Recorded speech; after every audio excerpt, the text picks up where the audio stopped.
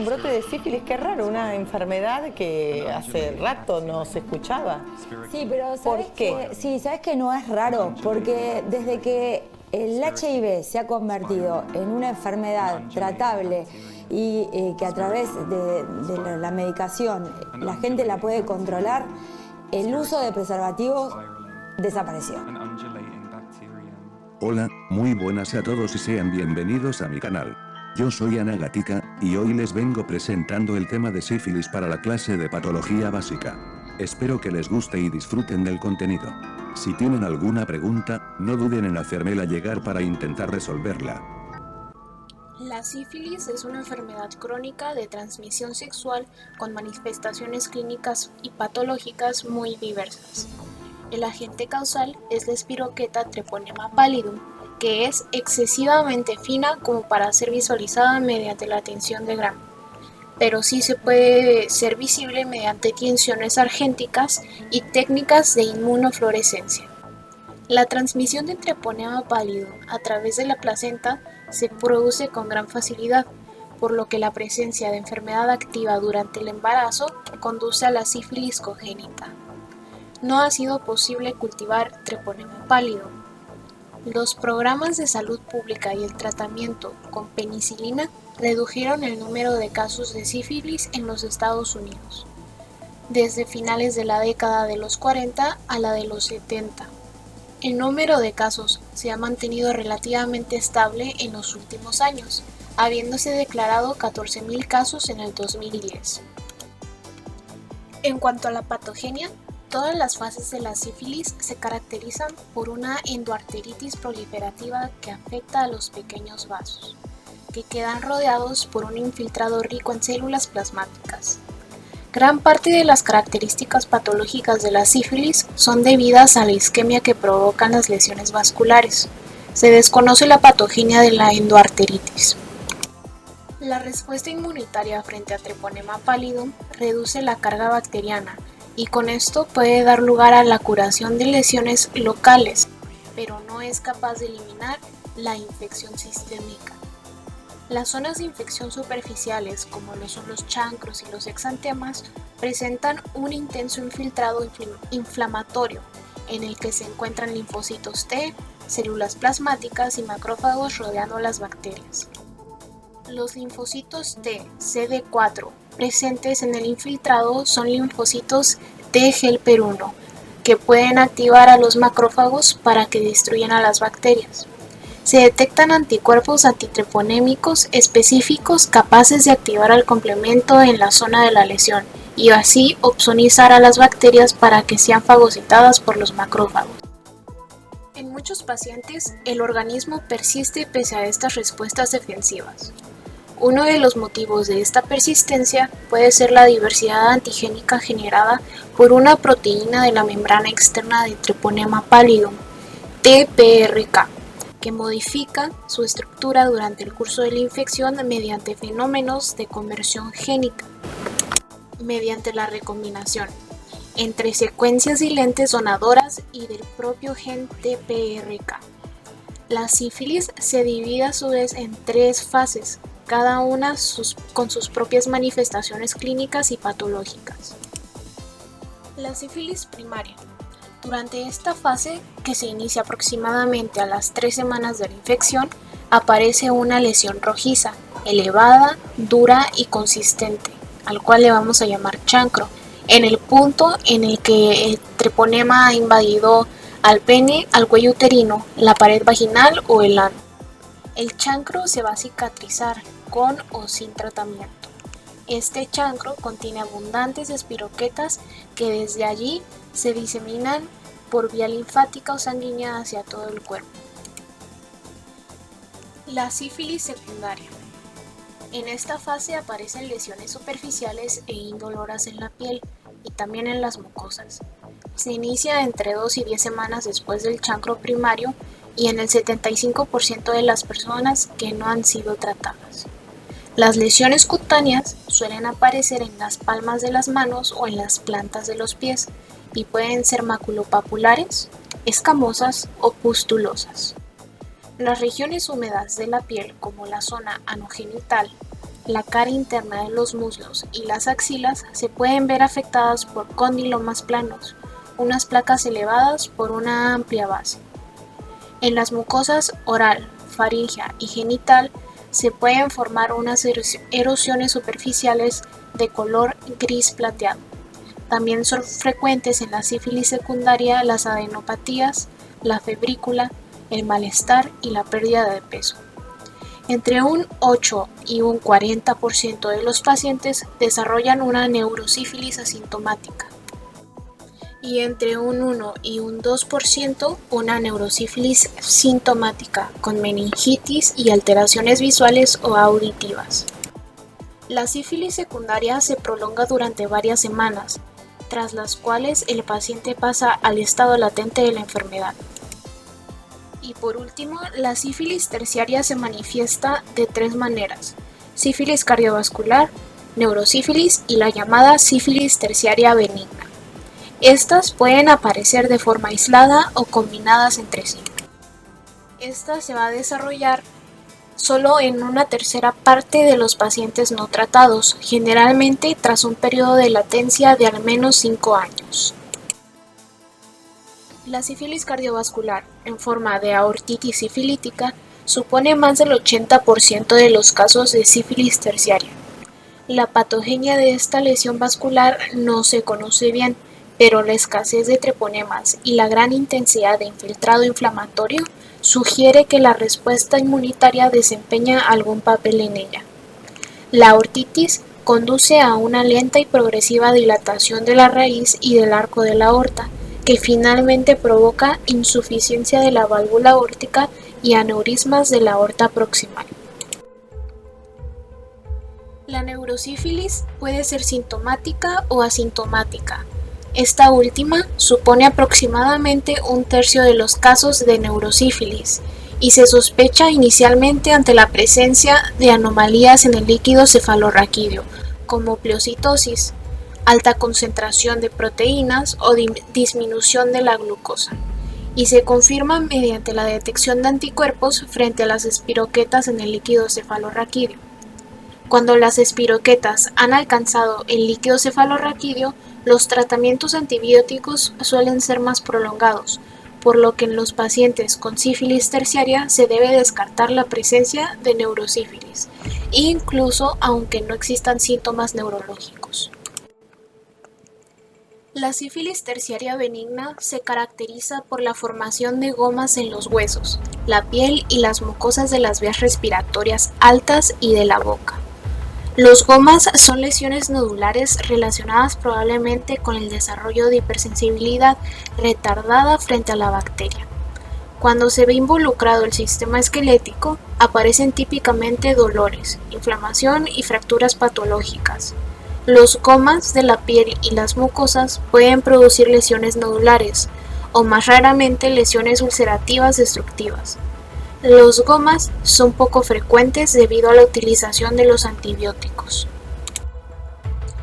Ahora hablando de la sífilis congénita, esta se produce con más frecuencia cuando la madre padece sífilis primaria o secundaria, que es cuando las espiroquetas son más numerosas. La muerte intrauterina o durante el parto se produce, cada una aproximadamente en un 25% de los casos de sífilis congénita no tratada. Las manifestaciones de la sífilis congénita se pueden dividir en las que aparecen durante los 2 primeros años de la vida, que sería una sífilis infantil, y en las que lo hacen más adelante, una sífilis tardía. La infantil se caracteriza por secreciones nasales y congestión o resoplidos durante los primeros meses. Puede aparecer un exantema descamativo o bulloso que provoca el desprendimiento de la piel, sobre todo en las manos, en los pies y alrededor de la boca y del ano. Son frecuentes la hepatomegalia y las anomalías esqueléticas. Casi la mitad de los niños con sífilis neonatal no tratados desarrollan manifestaciones tardías. Entre las determinaciones serológicas para la sífilis se encuentran las pruebas no treponémicas y las treponémicas. En las no treponémicas se analizan anticuerpos frente a cardiolipina, un fosfolípido presente tanto en los tejidos del anfitrión como en treponema pálido. Estos anticuerpos se detectan mediante las técnicas de reagina plasmática rápida, abreviado como RPR, y del Venereal Disease Research Laboratory, VDRL. En las pruebas treponémicas se estudian anticuerpos que reaccionan específicamente con treponema pálido. Entre ellas se encuentran la prueba de absorción de anticuerpos treponémicos fluorescentes y los enzimoinmunoanálisis frente a treponema pálido. La utilización de estas pruebas no es sencilla, debido a las diferencias entre las respuestas de anticuerpos que se miden y a las imperfecciones de las propias pruebas. En la sífilis primaria, tanto las pruebas treponémicas como las no treponémicas son solo moderadamente sensibles. Ambos tipos de pruebas son muy sensibles para la sífilis secundaria. Las pruebas treponémicas son muy sensibles para la terciaria y la latente. Por el contrario, el título de anticuerpos no treponémicos se reduce con el tiempo, por lo que las pruebas no treponémicas son algo menos sensibles para el diagnóstico de la sífilis terciaria o la latente. La concentración de anticuerpos no treponémicos disminuye cuando se aplica un tratamiento efectivo, por lo que se pueden utilizar los cambios en el título de este tipo de anticuerpos para el seguimiento del tratamiento. Las pruebas treponémicas, que son de naturaleza cuantitativa, permanecen positivas incluso después de un tratamiento exitoso. Para la detección selectiva de la sífilis se pueden utilizar tanto las pruebas treponémicas como las no treponémicas, pero los resultados positivos se deben confirmar utilizando una prueba de otro tipo. Las pruebas confirmatorias son necesarias, por lo que tanto las pruebas treponémicas como las no treponémicas pueden dar lugar a resultados falsamente positivos. Entre las causas de este tipo de resultados se encuentra el embarazo, las enfermedades autoinmunitarias y otras infecciones diferentes de la sífilis. En la sífilis primaria va a aparecer un chancro en el punto donde el treponema ingresó al cuerpo, que en el caso de los hombres lo más común es que sea en el pene o en el escroto, y en el caso de las mujeres es que sea en la vulva o en el cuello uterino. Este chancro es una pápula enrojecida, firme y ligeramente elevada, de hasta varios centímetros de diámetro, que se erosiona y da lugar a una úlcera poco profunda y limpia en la base. El endurecimiento del tejido cutáneo y subcutáneo contiguo va a generar una masa en forma de botón directamente adyacente a la piel erosionada, motivo por el cual se le denomina chancro duro. Histológicamente se va a caracterizar por contener un intenso infiltrado de células plasmáticas con presencia de macrófagos y linfocitos aislados y una endoarteritis proliferativa, la cual va a comenzar con la activación y proliferación de células endoteliales y progresa a fibrosis de la íntima. Los ganglios linfáticos regionales suelen estar agrandados debido a la linfadenitis inespecífica aguda o crónica, a infiltrados ricos en células plasmáticas o a granulomas. En la sífilis secundaria van a haber lesiones mucocutáneas generalizadas que están afectando a la cavidad oral, a las palmas de las manos y a las plantas de los pies.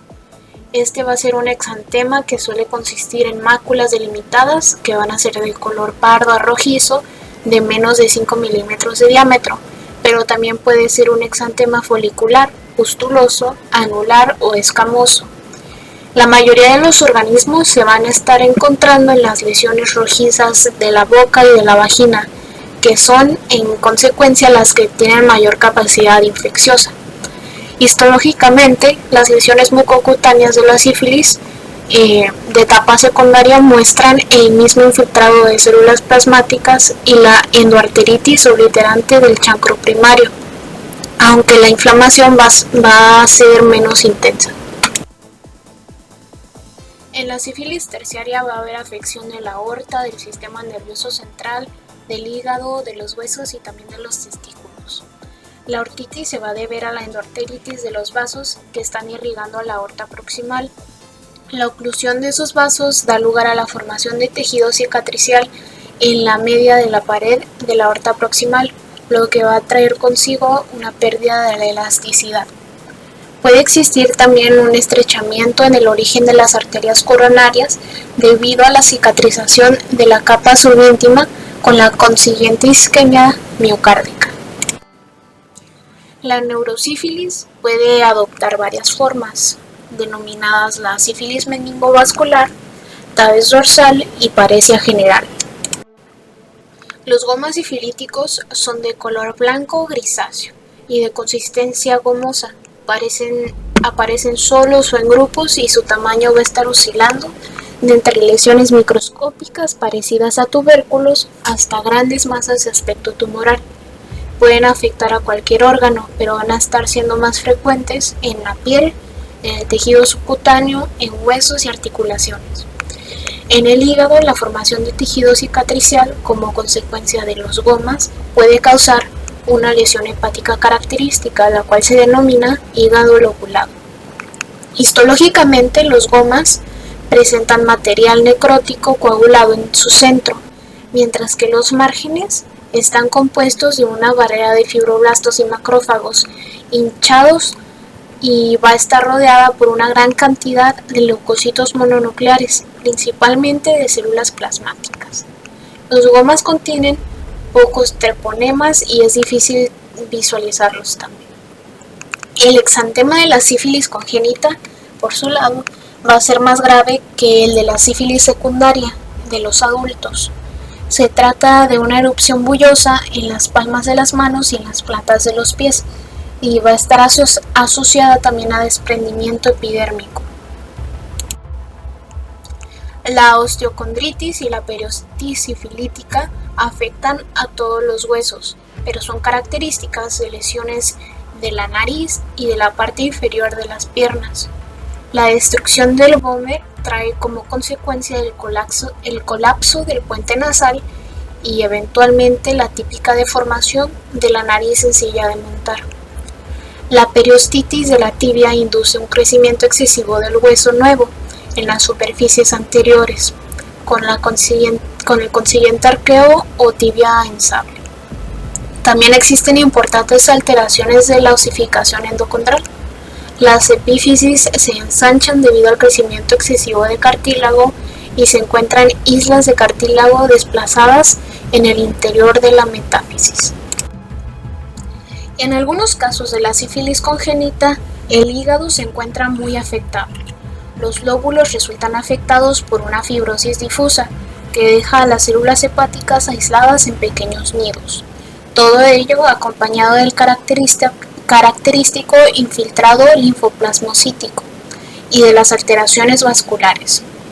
En algunas ocasiones se encuentran gomas en el hígado, incluso en casos no muy avanzados. Los pulmones pueden verse afectados por una fibrosis intersticial difusa. En el mortinato sifilítico, los pulmones aparecen pálidos y sin aire, es decir, con una neumonía alba. La invasión sanguínea por parte de las espiroquetas puede dar lugar a reacciones inflamatorias intersticiales difusas prácticamente en cualquier órgano del cuerpo. Las manifestaciones tardías de la sífilis congénita comprenden una típica triada de queratitis intersticial, dientes de Hutchinson y sordera asociada al octavo par. Además de la queratitis intersticial, las alteraciones oculares incluyen coroiditis y pigmentación retiniana anómala. Los dientes de Hutchinson son unos pequeños incisivos con una forma de destornillador o de pala, que con frecuencia presentan mellas en el esmalte. La sordera asociada con el octavo par y la atrofia del nervio óptico son secundarias a la sífilis meningovascular. Eso fue todo por hoy, compañeritos. No olviden darle like y suscribirse. Es importante que activen las notificaciones de mi canal picándole a la campanita. Deja en la cajita de los comentarios el tema del que te gustaría que fuera mi próximo vídeo. Adiosito, chao chao.